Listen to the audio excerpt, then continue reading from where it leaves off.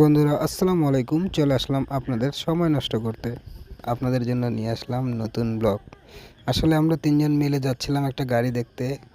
তো শুভ ছিল একা আর আমরা ২ জন ছিলাম একটা বাইকে। তো একা খুব পোজ-পাস নিয়ে সাইকেল চালাইতেছে দেখেন। আর আমরা ২ জন এক সাইকেলে, যার কারণে বেশি পোজ-পাস মারতে পারি নাই। তারপরেও ঘুরতে গেলাম। প্রথমে গেলাম আমরা বিশ্ব রোড থেকে যাব আমরা বুল্লা বাজার।